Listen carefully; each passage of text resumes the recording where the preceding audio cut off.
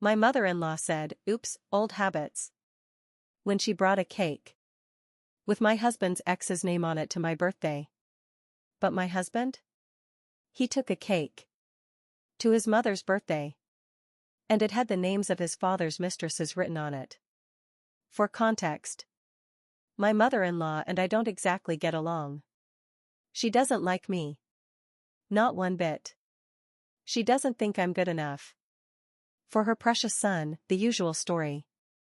And like many other mothers-in-law, she's stuck on his ex-wife, convinced that woman was the perfect partner for her son. Even though my husband's ex was his biggest stalker for years. And it took him a lot of therapy to finally get out of that relationship and move on. But since Alice, that's my mother-in-law, was the one who set my husband up with her, and because that woman, let's call her Kylie, was the daughter of one of her close friends, she's still convinced that Kylie is the perfect woman for my husband, and that I'm the worst decision he's ever made. My husband is 32, I'm 35. We've both been married before. He first married at 23. After just a year of dating Kylie. Not because he wanted to, but because both sets of parents pushed them to marry as soon as possible. By 26, he'd had enough. He finally filed for divorce because he couldn't take Kylie's nonsense anymore. She was, honestly, a horrible person. He's told me everything about that relationship. And honestly, I wouldn't wish it on my worst enemy. That story alone could fill an entire Reddit post. But my husband doesn't want to write one. In short, Kylie had serious anger issues. She threw tantrums over everything, refused to work, and spent money like crazy, never caring how it affected their finances or her husband.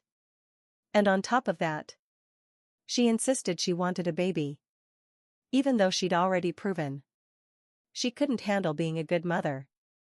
But for some delusional reason, everyone thought that having a baby would magically fix their problems. Everyone except my husband. He kept putting it off, making excuses, because deep down, he didn't want to have a baby with her. Not unless she changed. And when it became clear she never would, he filed for divorce. After 3 long years of putting up with her. After that, he stayed single for a long time. Just focused on work and healing. It wasn't easy, especially with how angry his mother was.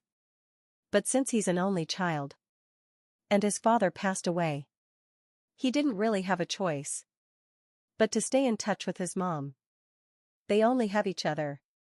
She kept insisting he should go back to Kylie, apologize, fix things.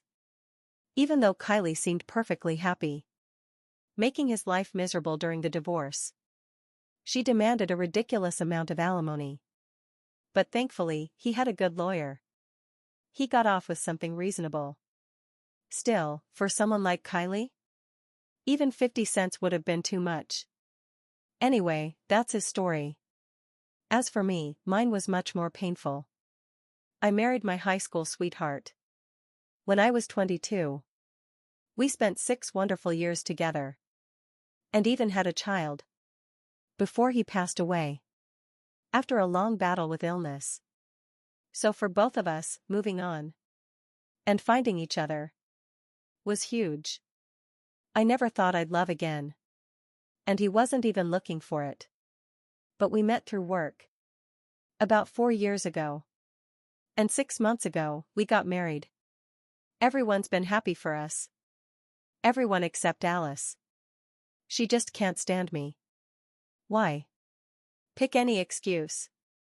She thinks I'm too old for her son, that I already have a child, or that I still talk to my late husband's parents. She sees that as disrespect toward my husband, even though it doesn't bother him at all. Basically, she just doesn't like me. She's always making snide comments, always trying to belittle me. And since I know my husband can't exactly cut her off completely, I tolerate it. We've had our share of verbal battles. With air support from my husband, who always shuts her down. But I guess he'd finally had enough.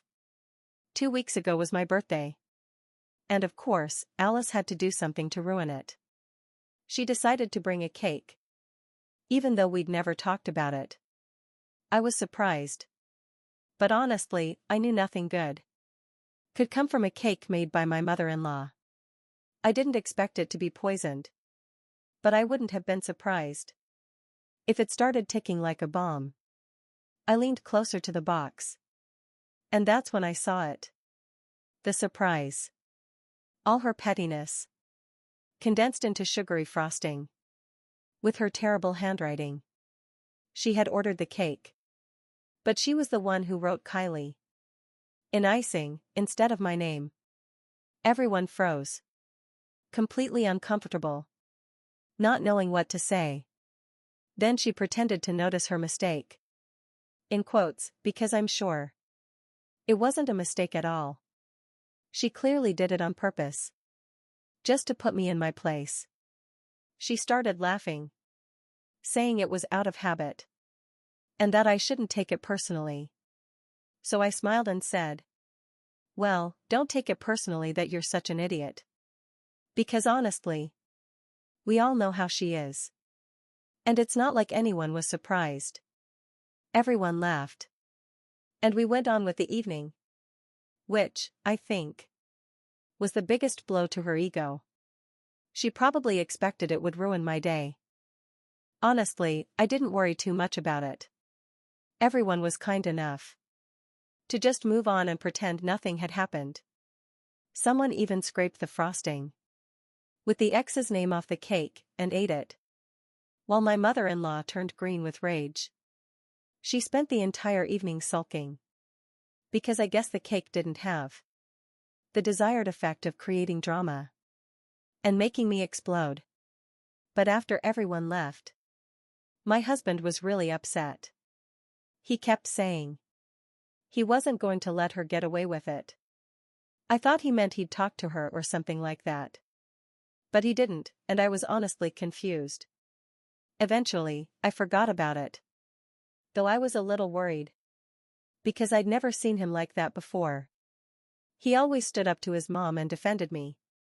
But that day, he was furious. Later, he calmed down a bit. So I assumed he'd moved on. But as you can probably tell from the title, he hadn't forgotten at all. He'd just been planning a way to get back at her. And oh boy, did he ever. Because what he did was insane. See, my mother-in-law and I have birthdays just 2 weeks apart. Which turned out to be very convenient. For whatever my husband had been planning. That way, what happened on my birthday was still fresh in everyone's mind. At least for those guests we had in common. And he wanted to strike back. In the same way. To do something similar. So, on Alice's birthday, my husband decided to bring out a cake. But this time, instead of her name, it had 4 or 5 women's names written on it. At first, I was completely confused. Until I recognized one of the names.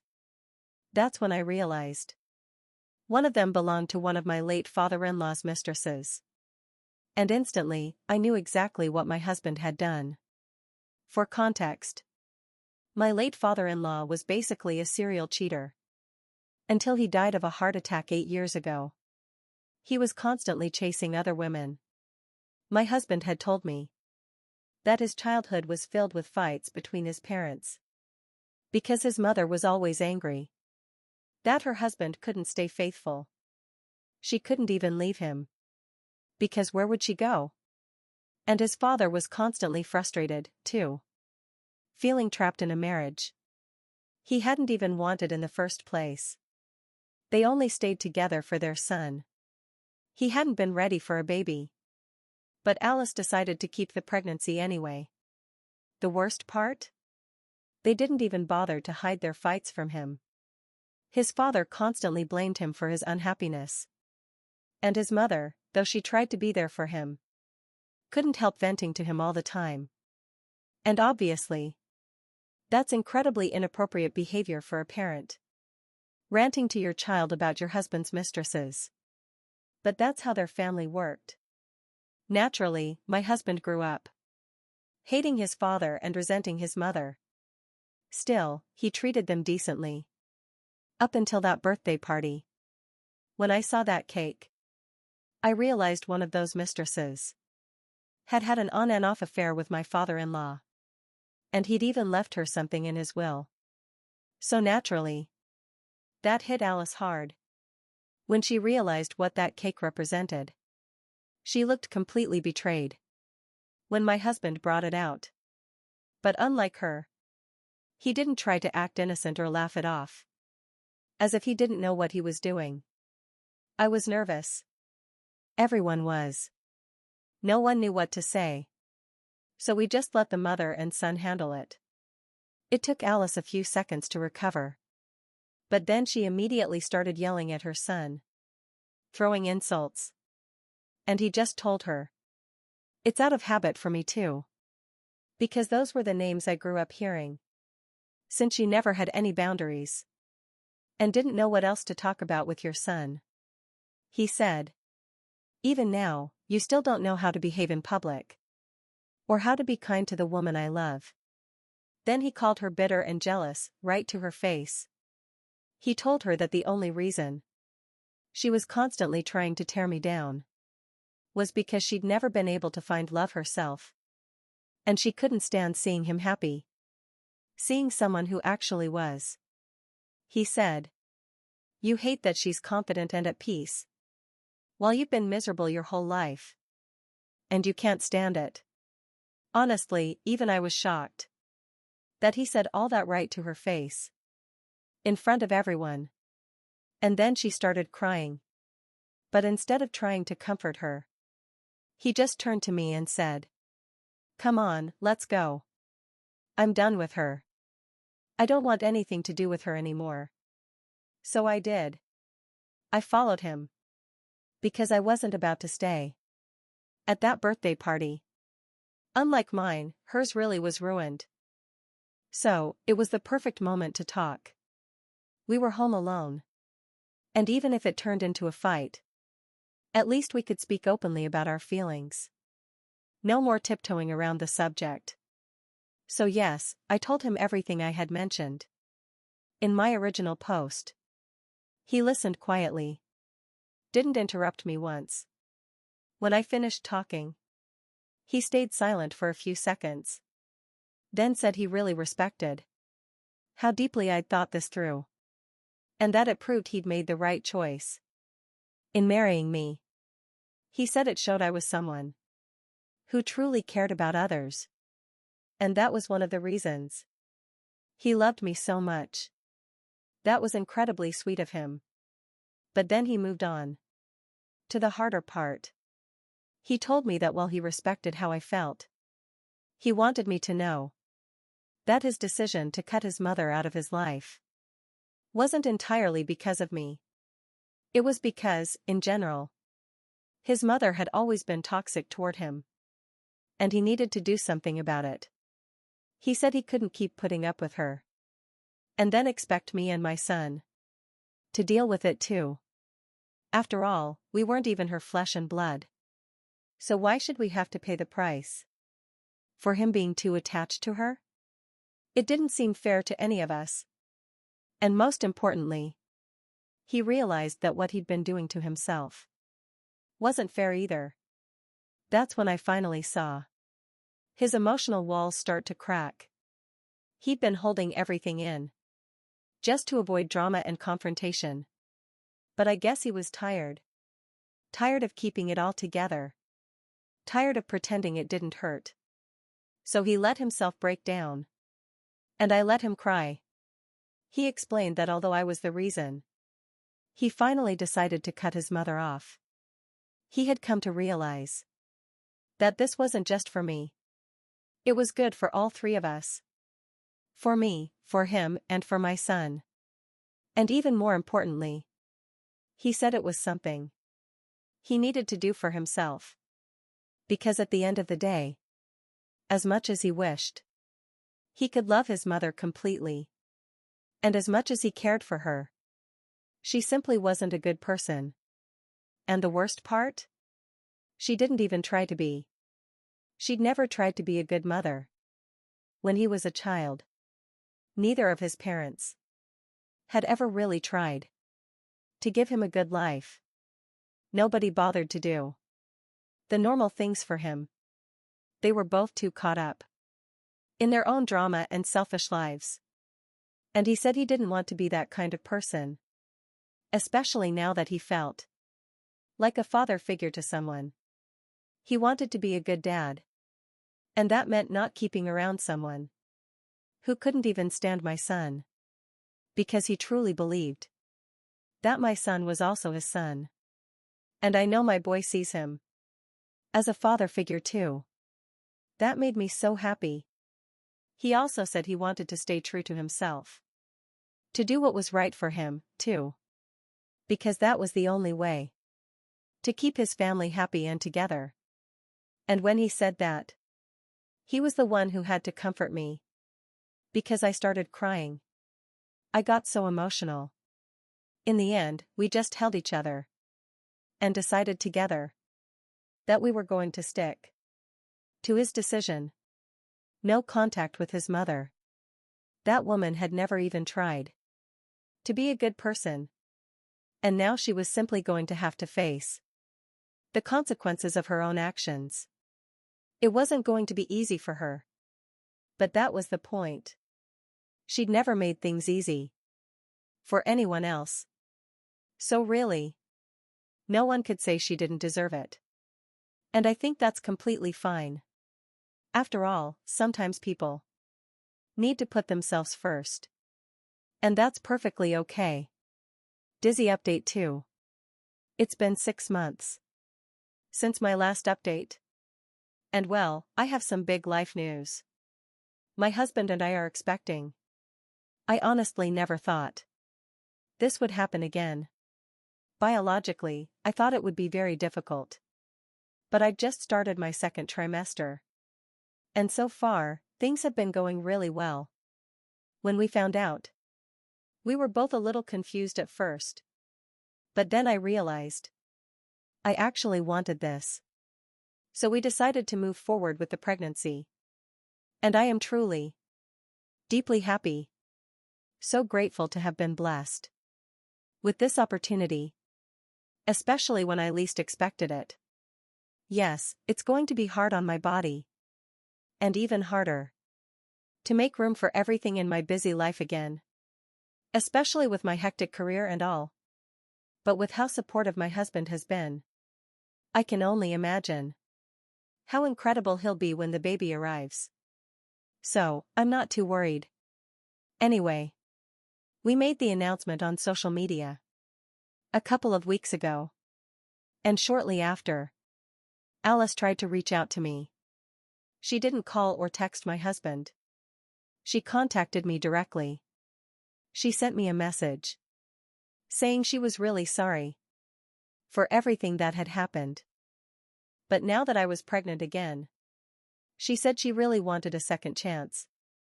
That she would do anything to make things right this time. We hadn't spoken in months. Especially after everything that had happened at her birthday party. So this message came completely out of nowhere. I talked to my husband about it. And we decided we're not giving her a second chance. No way. There's just no way. We're letting her toxicity anywhere near my pregnancy. Or our new baby. We don't want to bring a child. Boy or girl, we don't even know yet. Into a world where my mother-in-law could start poisoning their life from day one. We still don't trust her. And honestly, I don't know if we ever will. I mean, this woman hasn't done anything to make us change our minds about her.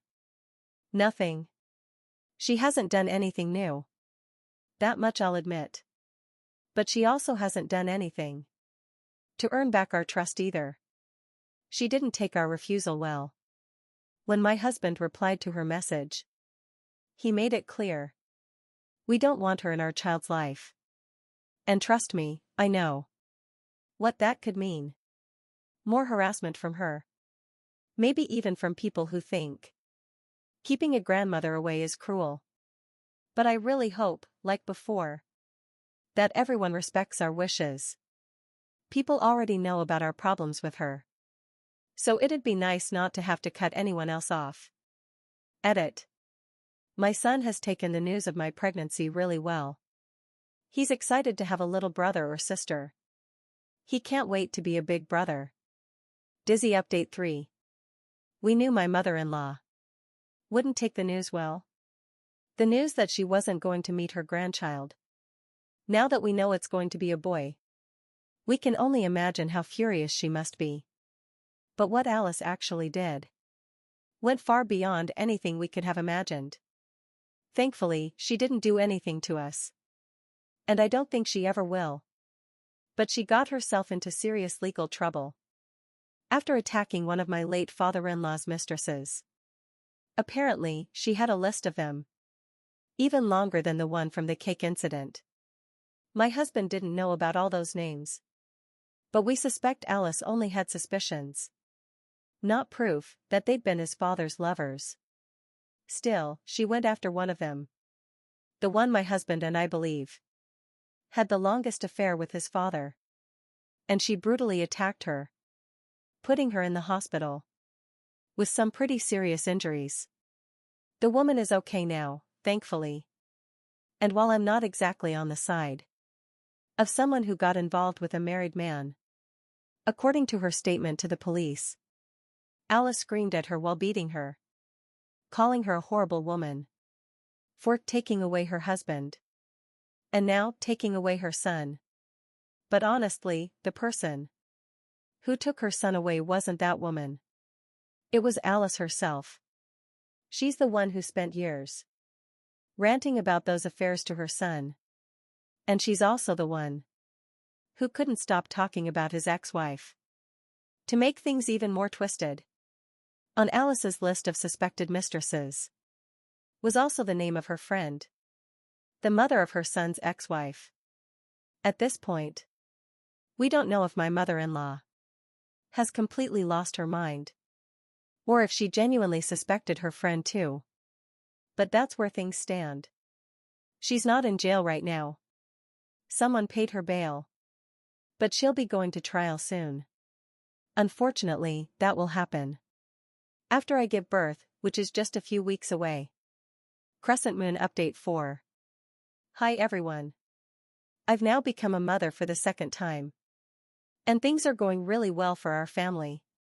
My husband is overjoyed to be a biological father this time. But he hasn't stopped loving his stepson either. Even now, he doesn't really see him as a stepson. But just so you know who I'm talking about, I call him that for clarity. He and my older son still do things together. And he helps out with the baby too. Our family of 4 feels truly happy. The best part is that during labor and the days after giving birth, we didn't have to deal with my mother-in-law at all. Alice has been too busy getting ready for her trial, and she hasn't bothered us, which honestly has been a blessing. We really didn't want to be the next targets of someone willing to beat another woman. So badly she ended up in the hospital. Her trial is now over, and she was sentenced to 6 months in prison and 1 year of probation. She still has about 4 months left to serve, and she'll also have to compensate my father-in-law's former mistress financially. From what I understand, that woman had received a small portion of his inheritance years ago. So now, she's getting another payout from my mother-in-law herself. That can't be pleasant for Alice. But it's not like she can get close to anyone. After being released, there's still a restraining order against her. And if she breaks it, she'll go right back to prison. Honestly, I really hope this is the final update, and that Alice has finally learned her lesson. I don't want to come back a year from now saying my mother-in-law got out of prison, covered in tattoos, on some kind of revenge mission. to hunt down all her husband's mistresses.